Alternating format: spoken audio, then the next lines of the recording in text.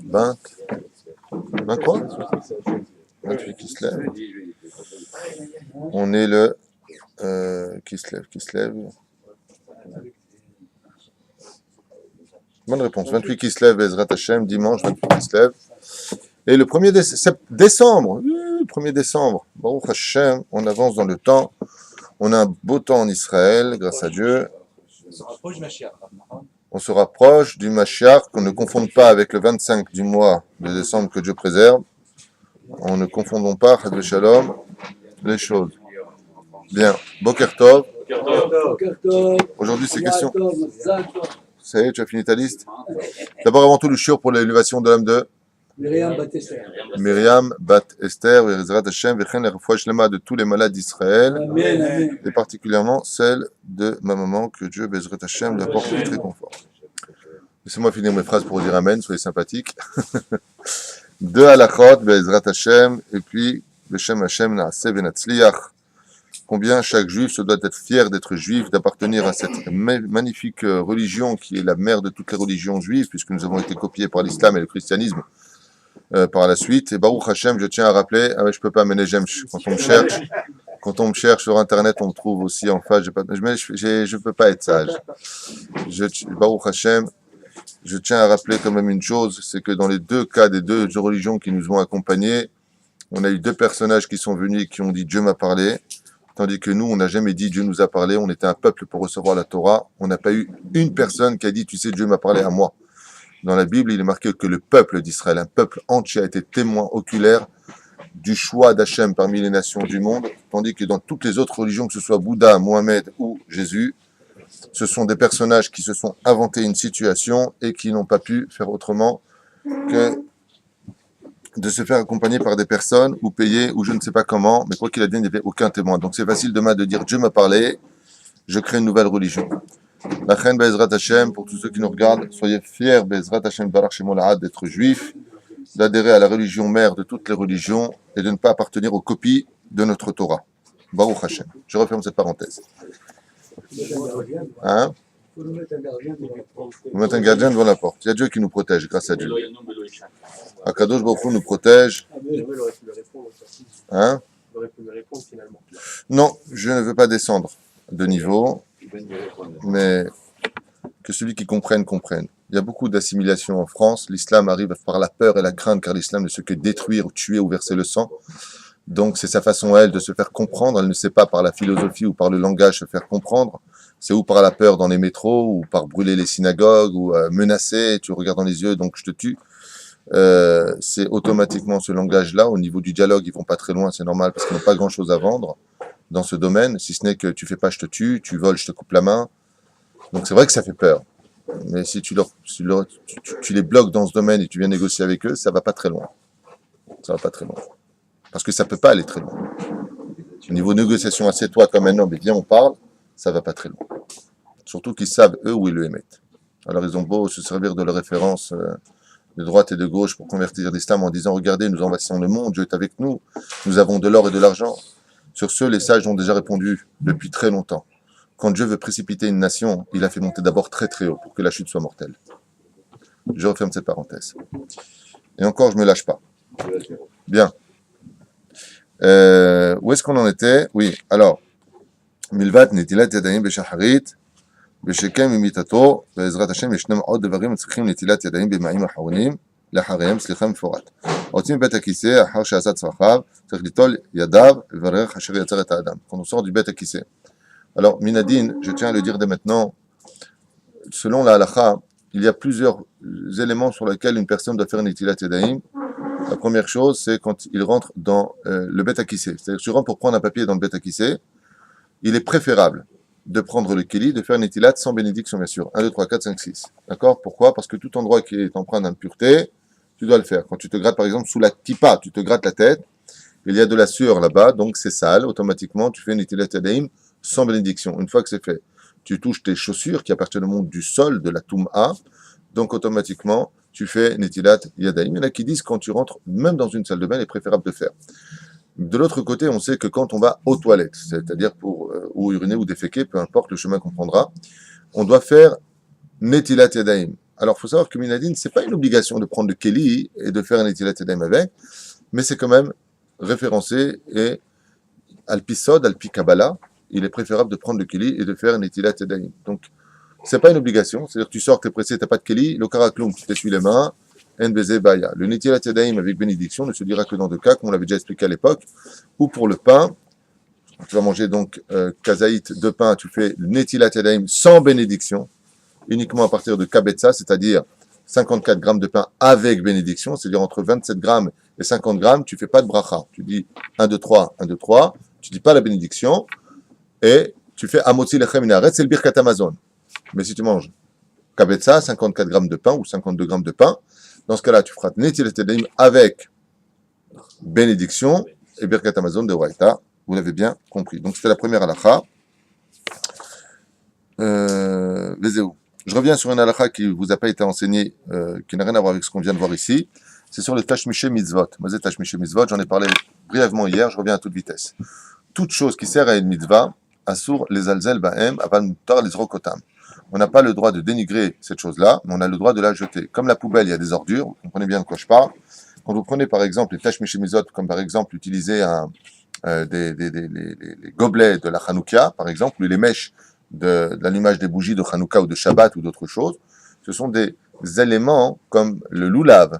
Une fois que tu es dans Sukkot, le loulav prend toute sa grandeur, c'est kadosh. Mais dès que sort la fête, la Gdusha s'en va de ces quatre éléments-là, et donc on peut les jeter. Jeter, c'est permis, mais les alzel, c'est assour, comme un talit qui serait devenu trop vieux. Donc dans ce cas-là, s'il est périmé, je pourrais le jeter, mais il a servi à la mitzvah. Donc, je peux le jeter, mais je ne peux pas les alzel bahem. C'est ce qui fait que quand je prends quelque chose comme les petits verres de Sukkot, de Hanouka, le loulav, le tzitzit qui est tout vieux, ou autre chose, que je le jette à côté des ordures, ça s'appelle les alzel. C'est interdit de faire ça. Donc, dans ce cas-là, je dois utiliser le même système que pour les tefilin si on devait rentrer aux toilettes. Deux kissouim, aidez-moi, deux sacs. D'accord? Donc, quand je viens pour jeter, par exemple, mes petits gobelets de Hanouka, je ne mets pas à la poubelle. Je prends un sac en plastique, je le mets dedans, je le ferme, et je le remets dans un autre sac en plastique, et là, je peux le mettre à la poubelle. Pourquoi? Parce que le sac annule l'entourage. Comme quelqu'un qui va à l'aéroport, il va aux toilettes, s'il a cette filine dans sa sacoche, ça fait deux kissouim, il peut rentrer aux toilettes avec, il n'est pas obligé de laisser dehors. S'il a peur, s'il n'a pas quelqu'un pour lui garder, il peut rentrer aux toilettes avec, parce que deux kissouim annulent. C'est comme quand tu prélèves les trumot ou maasrot. Quand tu viens, que tu ne sais pas s'il y a eu les trumot ou masrot qui ont été faits sur un fruit d'Eretz Israël, tu prends cette pomme, donc tu coupes, tu dis pas la bracha, ça fait que brachot laquelle, et puis à partir de ce moment-là, tu mets ça dans deux sacs que tu fermes bien, et là tu peux le déposer à la poubelle parce que c'est un ekdesh. De la même façon, c'est ce qu'on fait quand on veut jeter un talit tout vieux, tu ne sais pas où le mettre. La gnisa, c'est ce qu'il y a de mieux à faire. Les chassidim brûlent en général les tashmiché mitzvot, comme les mèches par exemple, ils le mettent de côté, puis après ils brûlent tout ça. Mais là, on a du plastique, c'est pas possible. Alors dans ce cas-là, ce qu'on fait, c'est ou tu les enterres, bechavod, ou tu les mets à la poubelle, mais dans la condition où tu les as mis dans deux plastiques pour ne pas les alzel bahem, pour ne pas dénigrer cette mitzvah. Sans plus tarder, on commence avec questions-réponses, puisque nous est dimanche, Yom Rishon, Bezrat Hashem, premier jour de la semaine, chez nous, les Juifs, Baruch Hashem. Les deux qui sont juste pour finir avec ça. Oui. Les deux qui sont Bépa 3, Bépa 1, c'est un rapport également avec la Kiva qui est un peu. Il n'y a pas de rapport. Pourquoi Yosef, il a demandé aux Première question, juste un instant, Mordechai. Avec ta permission, on commence. Alors, pourquoi Yosef, il a demandé aux Égyptiens de faire la Brit Mila? pourquoi Yosef a demandé aux Égyptiens de faire la Brit Mila? On va donner deux réponses à cette question. Donc, c'est la paracha de la semaine que tu viens de citer.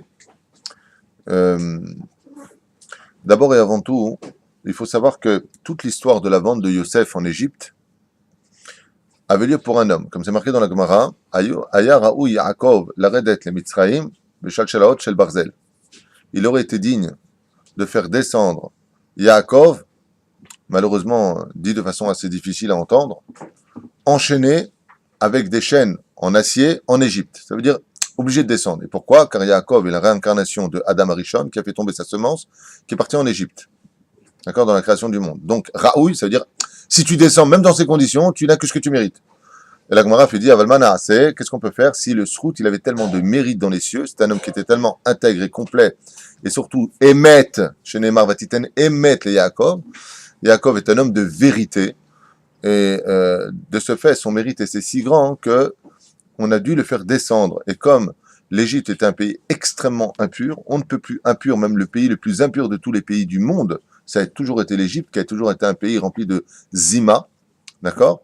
Eh bien, il était normal que Dieu envoie, si je peux me permettre l'expression, un tant soit peu déplacée, mais des ouvriers faire le ménage en Égypte pour pouvoir recevoir le saint et vénéré Yaakov. Donc, comment est-ce qu'on purifie l'Égypte? Par la Brit Mila. Donc, couper le prépuce qui représente le mal dans l'absolu dans le judaïsme. Même pour les goïms? Même pour les goïms. L'islam, par exemple, pratique la Brit Mila sur le conseil d'Abraham, puisque dans la Torah, Ishmaël a fait la Brit Mila à l'âge de 13 ans. D'accord? Car le prépuce représente par excellence l'arbre de la connaissance du bien et du mal et ce qui engendre le mal dans l'absolu. Mais elle engendre aussi autre chose qu'on va découvrir tout de suite par rapport à ta question. Donc, imaginez qu'un grand seigneur vienne dans un endroit, ouais, on envoie vite quelqu'un de digne pour faire un grand coup de ménage. Donc, pour pouvoir accueillir Yaakov Avinu, Yosef Hatzadik demande à partir de ce moment-là que tout le monde fasse la Brit Mila. Et pourquoi? Parce que le fait de faire la Brit Mila, le fait de couper le prépuce, atténue l'envie sexuelle. Donc, atténue le fait de prendre la femme de celui-là, de tuer pour celui-là, de voir des films interdits. Donc, ça atténue. La Brit Mila a cette force d'atténuer, de calmer, Bezrat Hashem, la déchéance morale. Donc, pour pouvoir accueillir Yaakov et Baruch Hashem, sa famille, oui, il fallait donner un grand coup de ménage, c'est ce qu'il a fait. Deuxième explication, c'est que la Brit Mila a par intérêt extraordinaire de pouvoir imposer le Emet dans le monde. C'est pour ça que ça s'appelle Chotemet Shel Emet. La Brit Mila s'appelle le tampon de la vérité. C'est le sceau du roi. Akadosh Baruch Hu Emet. Par exemple, si vous regardez bien le Inan de Shabbat Kodesh, la Brit que nous avons entre nous et Dieu, c'est Vayechulu Hashem Va'aretz. Ouais, c'est quoi? Yom Hashishi Vayechulu Hashem Va'aretz. Les initiales, c'est Yudke Vavke. Bara Elokim La'asot. Les dernières lettres de ces trois derniers mots qui finissent le Kiddush de vendredi, c'est Emet. C'est-à-dire que quand tu parles de Hashem, tu dis Hashem Emet. Alors, quel intérêt avait Yosef Hatzadik de demander, non pas de convertir, mais uniquement de demander à cette population de l'époque, oui, de pratiquer la Brit Mila? Eh bien, tout simplement parce que la Brit Mila a cette force, quand tu la pratiques avec, non pas comme ils font, ils coupent simplement, mais aussi tu retournes, comme nous le faisons, ça a la force d'imposer le Emet dans le monde. Non, merci.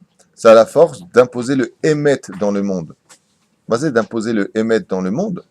Maïnaf Kamina, d'imposer le Emet dans le monde, c'est que quand nous étions en Égypte, il y avait une grande famine. Vous remarquerez que quelqu'un peut être droit toute sa vie. Le jour où il manque d'argent à la maison, qu'il commence à avoir faim, naïna, il n'y a plus de quoi manger, le mec, il se transforme en quoi? En Pinocchio. Il est prêt à faire les métiers où on va mentir, d'arnaquer les gens. Donc vous imaginez pour Yosef Hatzadik qui doit nourrir la terre entière et tous les Égyptiens qui arrivent chez lui pour obtenir un Emet, c'est-à-dire pour que ne pas que les gens viennent à mentir en disant, par exemple, combien il te reste chez toi de kilos de blé? Qu'est-ce qu'ils auraient dit les Égyptiens? Rien. Alors qu'ils avaient encore 12-13 kilos de blé. On va pas envoyer des émissaires vérifier dans toutes les maisons égyptiennes. Donc il leur a demandé de faire la Brit Mila. Faites la Brit Mila afin que vous montiez moins quand vous viendrez demander du blé. Combien il te restait? 12. Combien il veut dire lui? 2. 5. Comme ça c'est marqué dans les Midrash. Bikesh la Brit Mila le amet et amatzav. Vas-y le amet et amatzav. Faites la Brit Mila afin de me donner la vraie réponse à mes questions. Car la Brit Mila engendre la vérité dans la bouche de ceux qui parlent. Je ne parle pas simplement de ceux qui coupent, comme font l'islam. On parle de ceux qui coupent et qui retournent, comme on fait nous, Baruch Hashem, la Peria, ok? Et Vezé, Memet, Mamash, Mehamet et Advarim. La Chen, Vezrat Hashem, c'est peut-être pour ça que l'islam a eu le mérite, grâce à la Brit Mila, de devenir au moins monothéiste, comme nous. On nous copie en quelque part de devenir monothéiste, ok? Tandis que les chrétiens ne pratiquant pas la Brit Mila, eux ont créé l'Olympe. Le frère, la belle-sœur, les beaux-frères, ils sont 8000 là-haut, oui. La reine, dans la religion à eux, ils vivent dans un monde de mensonge absolu. Lama, à cause justement de cacher la vérité par cette notion qu'on appelle le prépuce. C'est-à-dire, tu veux d'autres explications? Il y en a d'autres, beaucoup plus profondes. Hein. C'est-à-dire? Question. D'actualité, il y a un enfant trisomique à Paris qui beaucoup parler de lui. Shmuel. Et en fait, la question, c'est quelle considération doit-on avoir par rapport à des... par rapport à la vidéo de cet homme qui est donc cet autiste. Pas que lui, on a vu à Anaël il y a quelques années avec le Rav Sitou qui disait d'elle, c'est un Torah vivant. Donc on voit bien qu'il y a des réalités, il y a des choses qui sont faites par rapport à ce analyser. Et quel intérêt, quelle importance doit-on donner à ce type de messages qui sont envoyés? Donc la question c'est quelle importance devrions-nous donner au message de Shmuel, qui se dit d'être d'ailleurs le Gilgoul de Shmuel Hanavi. On est bien d'accord. Nous n'avons pas le droit de sortir d'Alachot ni d'un rêve, ni d'autisme. Combien même, par exemple, Anaël dit des vérités. Les Midrashim qu'elle rapporte, qui ont été donc notifiés par rapport à ce système d'ordinateur de dialogue, sont des Midrashim que l'on peut trouver dans le Zohar. Quand, par exemple, elle parle de Sarah qui est morte parce qu'elle a cru comprendre que son fils n'aurait pas été digne de monter sur Misbéar. Ça a été écrit il y a plus de 1000 ans en arrière. Comment se fait-il qu'une enfant qui n'a jamais été à l'école et qui soit autiste soit capable de donner des références aussi profondes alors qu'elle les a jamais étudiées? Donc de dire que c'est des mensonges, c'est pas vraiment important. Pourquoi? Parce que Benkar ou Benkar, c'est marqué. À partir du moment où on tombera sur Chaz Veshalom, un autiste, qui viendrait nous dire des choses qui contrediraient la halacha, là tu peux être certain que je réagirai avec violence et dirais que Chaz Veshalom qu'on écoute de telles choses. Pourquoi? Apparemment c'est un autiste possédé par le démon ou par un Shin Dalet, va savoir ce qu'il a dans la tête. Dans l'absolu, on n'a pas à tenir compte des messages des autistes. On n'a pas à tenir compte de ce qu'un autiste peut nous dire. Dans le cas échéant, ce petit garçon extraordinaire qui s'appelle Samuel dit des choses en disant tu vas rencontrer telle personne dans tel endroit, à telle heure et tel jour. Ben, le mec il y va et il le rencontre. Il n'y a plus de question est-ce que c'est vrai ou c'est faux, c'est un état de fait que c'est vrai. Maintenant, quel est le message qui a été donné? Dites aux Juifs de se préparer, le Mashiach arrive tout de suite. Préparez-vous, il faut que les Juifs se sauvent de la France. Franchement, est-ce qu'on a besoin d'un autiste du nom de Shmuel, qui serait la réincarnation du prophète Samuel ou du prophète Élie? Mais qu'est-ce que ça me rajoute dans la vie? Si Chaz Veshalom, les Juifs en sont à ce niveau-là, c'est qu'on a atteint le fin fond de l'humanité. On a besoin de ça. Je veux dire, n'importe quelle personne sensée, même les Français veulent quitter la France, parce qu'ils ont compris qu'aujourd'hui, qu'il n'y avait plus rien à faire, et que... Comme on le sait tous, là où viennent les Juifs, Baruch Hashem, il y a la bracha, et là où vient l'islam, c'est la destruction. Donc automatiquement, ce que je dis c'est historique, il n'y a pas besoin d'Emouna. Ce que je dis c'est historique, il n'y a pas besoin d'Emouna. Tu prends l'islam, tu la mets quelque part, tu as des ruines, tu as du sang et tu as des massacres. Tu prends les Juifs d'Asie, tu les mets en Sibérie, comme en début 1900, où les Juifs sont arrivés en Sibérie, c'est devenu une des régions les plus riches de l'URSS. Là où vient le Juif, il y a la bénédiction. Là où vient l'islam, il y a la destruction, c'est un état de fait. Regardez les cités, regardez ce qui se passe, regardez les pays arabes, ils n'ont pas spécialement évolué. Sauf s'ils sont riches, capitalistes. Ouais, nous on est super riches, c'est les émirs, et puis le reste crève de faim, ou alors on a posé les doigts pour les autres. Alors c'est vrai, par le biais de la peur, une fois de plus, ça fait très très très peur, certes. Mais nous, Baruch Hashem, on a Dieu avec nous. La reine, Be'ezrat Hashem, on est assez. La reine... Parce qu'il pousse des gens à faire des aléas peut-être un peu trop précipités. Et... Tu sais à quoi tu ressembles? Tu ressembles à quelqu'un qui est dans une maison qui prend feu, on dit « Oh, sauvez-vous vite !» Toi tu te dis ouais, « Attends, ça peut être dangereux, il peut tomber. » Non, mais c'est déjà... Quand il y a le feu, il faut se sauver, non? Ouais, mais il y a... Il y a quoi? Il y a chez la trappe, il y en a qui prennent, c'est une question un petit peu plus pour la communauté francophone que pour nous ici. Mais cette question, elle est qu'il y en a qui prennent ça vraiment, qui n'ont pas de rap, et qui prennent ce message à bras le corps. C'est pour ça que il est bien de recadrer les choses. Il est bien de recadrer les choses. Moi, j'ai une famille ici qui vient de débarquer ici à Ashdod, grâce à Dieu. Pourquoi? Parce que sa fille, elle habitait dans une des banlieues de France, et puis elle s'est faite massacrer et presque violée par une petite bande d'Arabes, bien entendu. Là, ils ont vite fait leur alia. Il faut que ça nous arrive pour qu'on bouge. Je comprends pas, il faut que ça nous arrive pour qu'on bouge. Demain, l'islam se lève en Europe, c'est fini. Hein. Sur le domaine stratégique, ils ont pris Bégadol, l'islam. Parce que la peur, ils l'ont imposé chez tout le monde. Islam, c'est l'aide du mot Issalem, anti-paix. Voilà, c'est. Je discutais avec des gens qui sont anti-paix. On n'a pas besoin d'un autiste du nom de Samuel pour qu'on bouge de la France. C'est une misva de vivre en Israël, dans notre pays. Baruch Hashem. Et l'avantage que nous avons dans cette situation en Europe, c'est que les Juifs bougent enfin pour monter en Israël, non plus sur le domaine peut-être idéologique sioniste, mais en tout cas par crainte, et donc on revient tous à la maison. Comme le disent souvent les Arabes en France, sale juive, retourne dans ton pays. C'est dommage qu'ils ne vont pas jusqu'au bout de leur idéologie une fois qu'on y est. Il n'y a pas à tenir compte de ce qui a été dit, c'est la réponse. C'est pas important. Mais qu'il ait dit ou qu'il n'ait pas dit, ça nous rajoute absolument rien. On le sait, on le voit, et sur le domaine économique, les choses sont claires. Bien. Pourquoi nomme-t-on les noms des enfants de Jacob, Oui. Yehuda, Shimon, après ce qu'ils ont fait quand même à Yosef? Est-ce que c'est bien, c'est pas bien? Parce que il y a beaucoup de noms, Yehuda, Shimon, tout ça. Pourquoi on continue à nommer les 12 tribus malgré le péché de la vente de Yosef? C'est un peu ce que tu veux dire. Qui t'a dit que c'était un péché? Je vais laisser avec eux. Qui m'a dit que c'était un péché? Combien ils étaient pour vendre Yosef? 9 et Non. 9 plus 1. Non, puisque Yosef était dans le trou. Benjamin était près de son père. Et Reuven est parti faire tchouva. Donc combien ils étaient pendant la fin? 9 plus 1. Ils étaient 9. Il faut être 10. Qui c'était le 10e? La Shekhinah. La Shekhinah dit ok, il faut le vendre. Qui t'a dit que c'était un péché? Je te pose la question. Ah, c'est pas un péché. Je n'ai pas dit que c'était pas un péché. Ce qu'ils ont fait, c'est pas bien. Ils vont le payer très cher puisqu'ils vont se réincarner dans les 10 martyrs qui paieront leur tribu d'avoir vendu un frère, puisque la Torah nous dit si tu vends ton frère juif, tu es chayav mita, tu es condamné à mort. Donc ils paieront. Mais pourquoi? Parce qu'Akadosh Baruch Hu avait besoin de cette défaillance dans l'histoire pour accomplir ses plans divins. Donc étant donné qu'ils ont agi, et comment tu sais que pour eux ils n'ont pas fait de péché? Parce que dès qu'ils ont vendu Yosef, ils se sont assis et mangé du pain.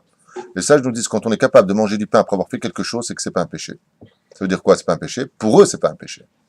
Quand tu as la conscience, par exemple, quelqu'un apprend une mauvaise nouvelle, il apprend le décès de quelqu'un qu'il aime, on lui dit tiens, tu vas au resto? Il vient? Il n'a pas le cœur à cela. Manger du pain, Birkat Amazon, oh! Ils ont mangé du pain, ils ont même chanté Ahliliway, Ahliliway. Hein? Pour moi, c'est encore pire. Pourquoi? Ils n'ont pas de cœur et ils font ça.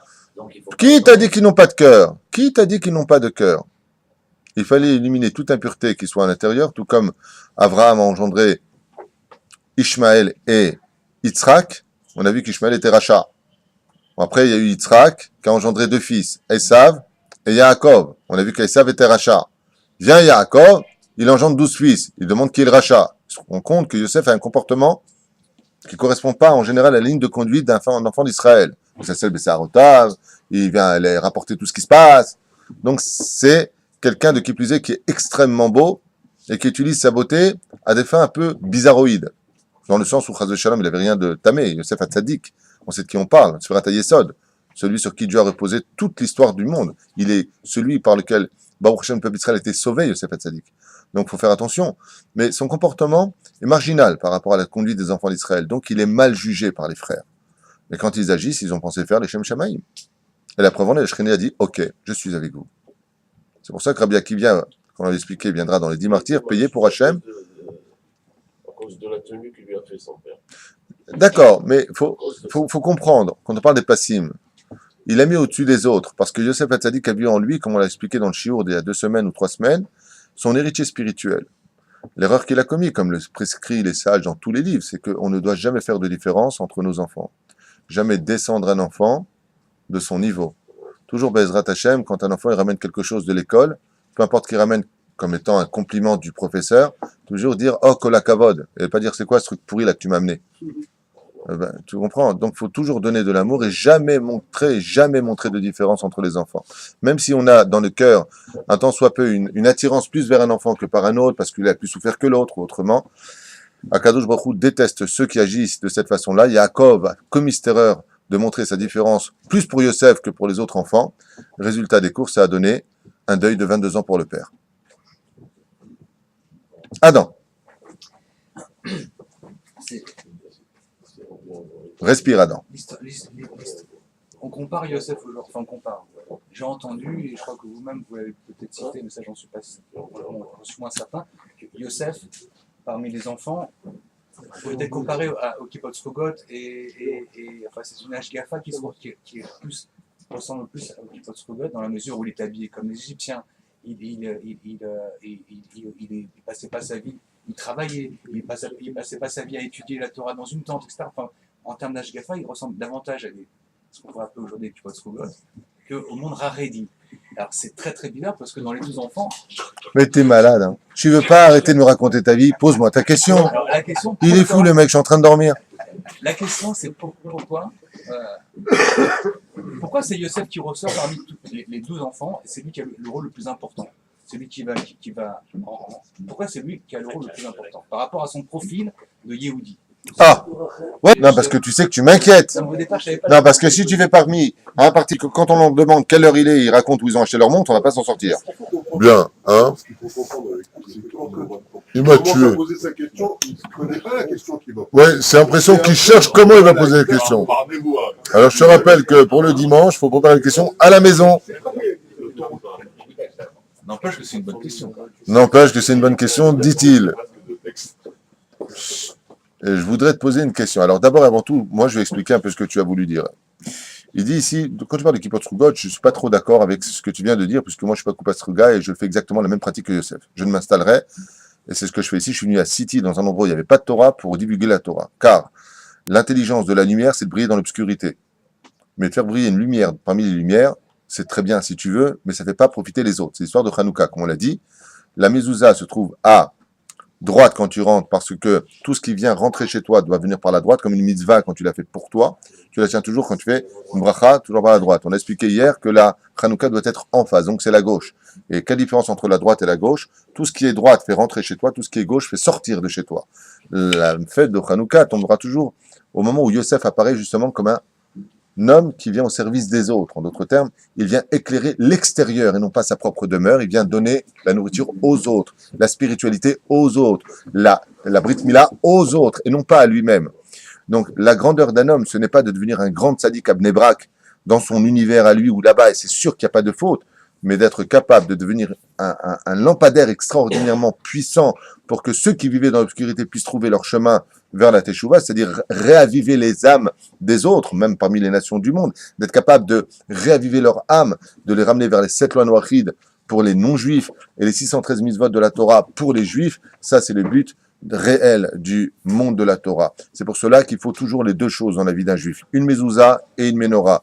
Une mezouza pour faire entrer son judaïsme d'abord chez soi, que l'on vive une situation de respect, de sagesse, pour nous d'abord à la maison, construis-toi avant de construire les autres. Et ben, Ezrat Hashem, en ce qui concerne Bisiata Lishmaya, le reste, eh bien, c'est pas suffisant. Il faut sortir mettre les filles à nos frères qui sont à l'extérieur, qui n'ont pas eu le temps de les mettre, de taper à leur porte en disant est-ce que vous avez étudié les lois de Hanouka comme le font si bien les Lubavitch. Et c'est vrai que les frères ne l'ont pas reconnu car ils viennent d'un monde fermé de Eretz Kenaan dans lequel ils vivaient leur judaïsme de façon absolument hermétique, voire Bichlal, comment on dit ça en français, les vadad, notarsique, hein, dans leur monde à eux, et puis il y a celui qui n'a pas peur de sortir dans le monde de la forêt, dans le monde de l'assimilation, comme l'a fait le Rabbi Lubavitch, que son mérite nous protège et qu'il nous apporte vraiment la Géoula, cet extraordinaire travail qu'il a fait, qui est sans aucun doute la réincarnation de Yosef Hatzadik, donc le Mashiach Ben Yosef. Il n'y avait pas de photo, il n'y avait pas, pour moi, ce que je viens de dire, c'est peut-être une bombe atomique pour les Lubavitch, mais c'est ce que je pense. Il disait qu'il était le Mashiach, ils ne se sont pas trompés, ils sont juste trompés de quel Mashiach il s'agissait. Il a fait exactement le travail du Mashiach Ben Yosef, celui qui n'a pas d'hésitation à venir apporter Be'ezrat Hashem la lumière pour les autres, que son mérite nous protège. Donc il est évident que entre celui qui est capable de s'éclairer lui-même et celui qui est capable de s'éclairer et d'éclairer les autres, il n'y a pas photo que celui-là est beaucoup plus grand que les autres. Mais il faut savoir s'éclairer soi-même avant d'éclairer les autres. C'est ce que je viens de dire. La mezouza, mezuzot, ce sont les lettres du mot Zaz Mavet. D'abord, tu fais sortir la mort de ta demeure, l'assimilation, la télévision, les journaux, Chaz Hashem impur, tout ce qui touche à l'inceste. Bezrat Hashem d'être un exemple pour l'islam, pour les bouddhistes et pour le christianisme dans la vie. Bezrat Hashem de se comporter comme un homme, n'a pas besoin de violence et de menaces pour pouvoir imposer sa vérité. Bezrat Hashem, au contraire, par le biais de la sagesse et du dialogue. Inematov ou Manaim. Excuse-moi, mais ça n'a pas marché du tout.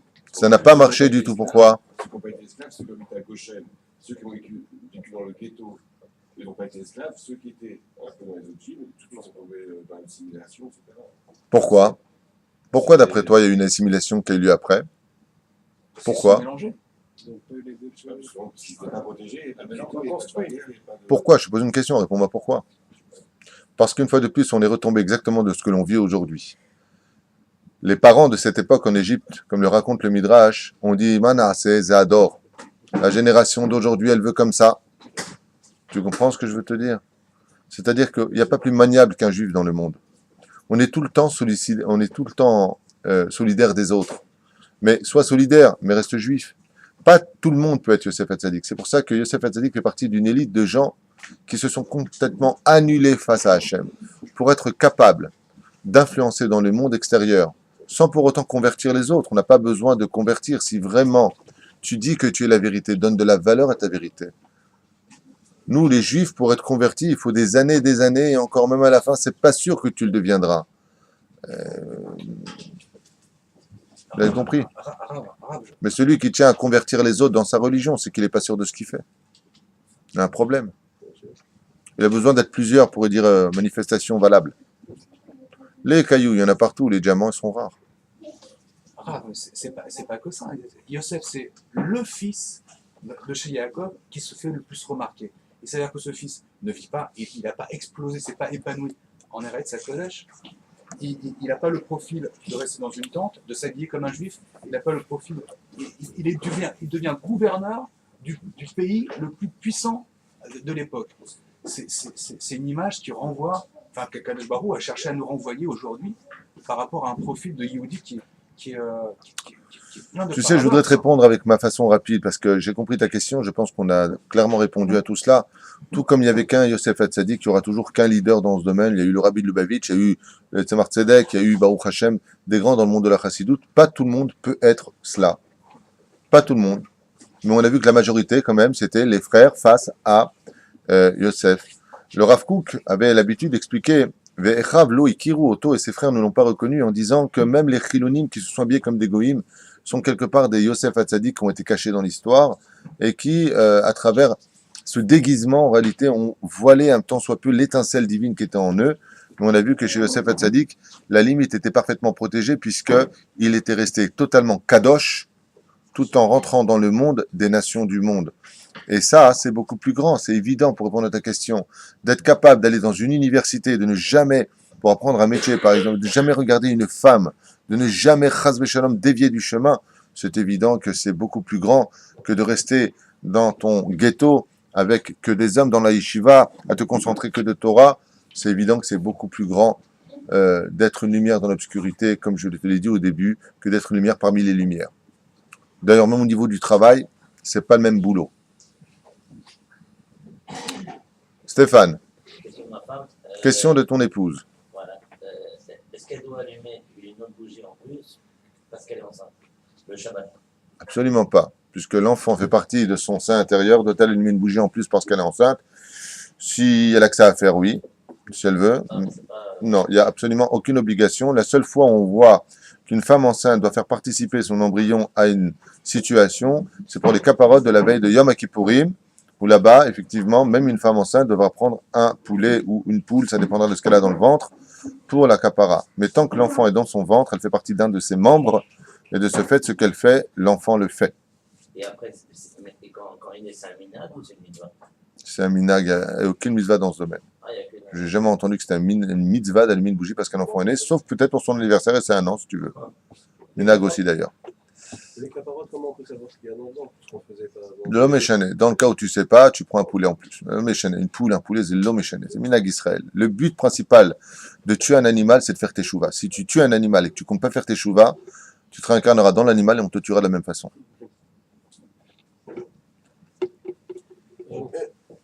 David. Une question de Halakha. Halakha. En Israël, il y a des autoroutes des fois qui vont séparer deux villes comme Bat Yam et Makoulon.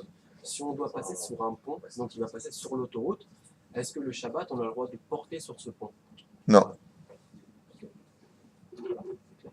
Non, absolument pas. C'est pas le pont qui joue un rôle de reshoot par rapport à cela, mais même plus que cela encore. Tu vis dans un immeuble à Paris où il n'y a pas de hérouvre. Maintenant, imagine que moi j'habite à cette porte, dans le même étage que toi, et toi tu habites en face de moi. Est-ce que je peux, maintenant j'ai un couloir, on est dans le même immeuble, on est dans le même truc, on bouge pas. Je peux sortir de chez moi un pas et l'emmener chez toi pendant le Shabbat? Absolument pas, il faut faire Hérouv Tafshilin. Chatzerot, pardon. Hérouv Chatzerot, c'est-à-dire, il faut que je fasse un Hérouv entre toi et moi, l'avant Shabbat, de déposer un pain chez toi pour pouvoir le faire. Ouais. Ça s'appelle Hérouv Chatzerot. Dans tout Israël, je crois que c'est un héros pour tout le pays, pas par ville. Chaque ville a son héros. Chaque ville a son héros. Et les quartiers aussi dans les villes peuvent avoir leur propre. New York, par contre, toute Manhattan, il y a un hérouve. Naturel. Los Angeles, il y a un hérouve. Toute la ville. Même pas par quartier, toute la ville. Ouais. Il y a beaucoup de juifs là-bas. Hein. Question à bas. Adam. Ah, Nissim ou Adam? On en a parlé tout à l'heure, c'est juste une question, une confirmation. La femme de Potiphar, hein, on l'appelle la femme de Potiphar pour pas justement citer son nom. Mais on connaît son nom. On connaît son nom dans un des midrash, mais j'ai pas envie de salir ma bouche pour le prononcer. Bien. Mais pourquoi le nom de la femme de Potiphar a-t-il été caché par la Torah? En général, quand on nous sort un nom, un acteur de la Torah qui a un but éternel, puisque la Torah est éternelle, pourquoi Dafka son nom est-il caché alors tandis que Tamar, qui pour les mêmes raisons que la femme de Potiphar, Tamar, donc pour les mêmes raisons que Potiphar, elle se cache et son nom est annoncé. Pourquoi l'un et l'autre? De là, de par cette question, on comprend quelles étaient les kavanotes, les intentions. Tamar, dans son cas à elle, a voulu, non pas pour son nom à elle, donner naissance à la royauté et la divinité du peuple d'Israël. Donc, quitte à descendre et se faire passer pour une prostituée, à se couvrir le visage, quoique c'est pas couvrir le visage, c'est dévoiler le visage. Quand une prostituée qui se couvre le visage, elle n'a pas grand-chose à vendre. Et vu sa beauté, c'était dur de lui résister. A préféré s'humilier, rentrer dans le four crématoire, parce qu'elle est prête à rentrer au feu. Parce que Vetamar Kalatecha Zanta, il y a marqué, ta bru s'est prostituée. Ouais. Eh bien, elle est prête à être injuriée, oubliée du monde, tant qu'elle peut mettre 2 enfants au monde en l'honneur des enfants d'Israël. Ah, dans son cas, elle, étant donné qu'elle a fait ça vraiment pour Hachem, pour Dieu, Dieu dévoile son nom dans la Bible. Tandis que la femme de Poutiféra, ayant observé par le biais de l'astrologie, cette petite sorcière, elle a vu que d'elle-même viendrait aussi la descendance du peuple d'Israël. Effectivement, ayant épousé un séris, de qui plus est homosexuel, qui était Poutiféra, prêtre de On, ils ont adopté une fille. Cette fille n'étant autre que la petite fille de Yaakov Avinu, qui s'appelle Osnat, Asenat, exactement dans la Torah. Donc, elle ne sait pas que sa fille adoptive est la petite fille de Yaakov et qu'elle se mariera avec Yosef. Mais elle voit que d'elle vient cela. Donc, dans les étoiles, avec son astrologie de Madame Soleil, elle comprend que d'elle viendra cette descendance. Donc, voyant Yosef, elle lui dit, mais Yosef, viens avec moi, puisque je sais que de moi viendra ta descendance. Mais elle, pourquoi on ne donne pas son nom dans la Torah? Parce qu'elle, elle n'a pas voulu le faire pour Dieu, pour avoir, Baruch Hashem, que sa matrice puisse servir l'Akadosh Baruch Hu dans la descendance d'Israël, mais pour avoir un nom en haut de l'affiche en disant, moi, regardez, je suis bien là, j'ai besoin de me faire un nom pour engendrer les enfants d'Israël. Donc, qui est devenu le principal et qui est le secondaire? Le principal, c'est moi, le secondaire, c'est le peuple d'Israël. Chez Tamar, le principal, c'est Israël, le secondaire, c'est moi. Je n'ai pas honte de subir les pires choses si je peux servir le peuple d'Israël. Heureuse a été son sort. C'est pour ça d'ailleurs que l'islam est devenu une grande nation, les Arabes sont une grande nation, parce que Agar, qui était la fille de Pharaon, a dit de sa bouche, je préfère être une servante du peuple d'Israël qu'une reine du monde. De la même façon, elle a eu un salaire, comme Dieu lui dit dans la Torah, dans la Bible, il est marqué noir sur blanc, Agar, ton peuple, tes descendants viendront une grande nation. Yad Bakol ve Yad Kolbo. Ça veut tout dire. Avec l'aide d'Hachem, on voit ici que il y en a une qui aura voilé son histoire, voilé son nom, Dieu va lui mettre son nom en haut de l'affiche, et une qui va se battre uniquement pour son nom, et Dieu donc cachera son nom. Là où tu veux aller, on t'emmène. Mais contre Dieu, on ne peut pas lutter. Adam. On a encore le temps. Dans la paracha Shavua, on voit comment Yosef retrouve ses frères, et ce qu'il leur fait endurer, et tous les scénarios qu'il met en place pour alors, j'ai lu pour qu'ils fassent leur tikkun. Alors, le tikkun des frères, le tikkun du père. Et il y a une autre raison, à donner pour la rencontre et la façon dont ils se sont retrouvés. La paracha de Vaïgash, la rencontre entre Vaïgash et donc entre Yehuda et Yosef, vous savez que Yehuda représente le Mashiach ben David, Yosef le Mashiach ben Yosef. On parle ici de deux rois. C'est pour cela que le lion, qui est le roi des animaux, et le taureau qui est représenté par Yosef, le lion c'est Yehuda. Le taureau qui est représenté par Yosef Hatzadik, le taureau étant le roi des bovins, eh bien, ont un combat à mener ensemble, car on ne peut pas asseoir 2 rois sur un trône.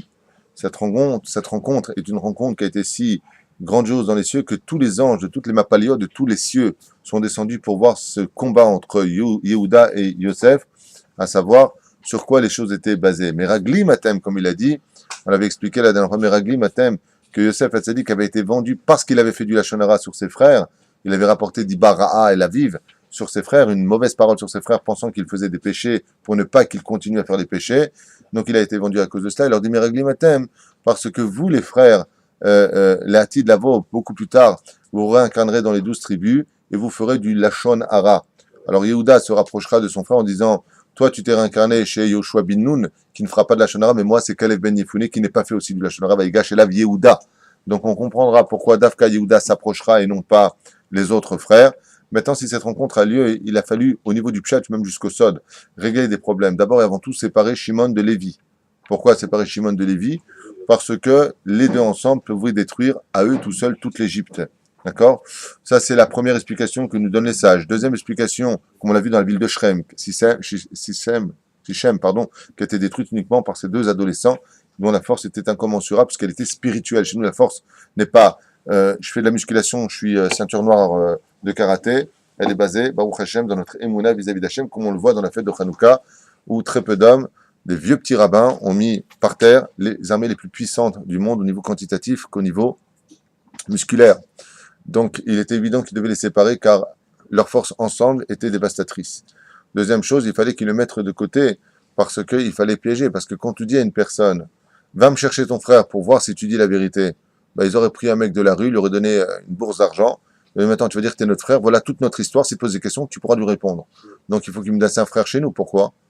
Parce que qu'est-ce qu'aurait fait Yosef Hatzadik? Il aurait fait sortir Shimon avec une dizaine d'autres personnes qui lui ressemblaient en Égypte. Il lui dit, c'est vous le petit frère? Oui. C'est lequel votre frère ici? Ah, un problème, il se ressemble.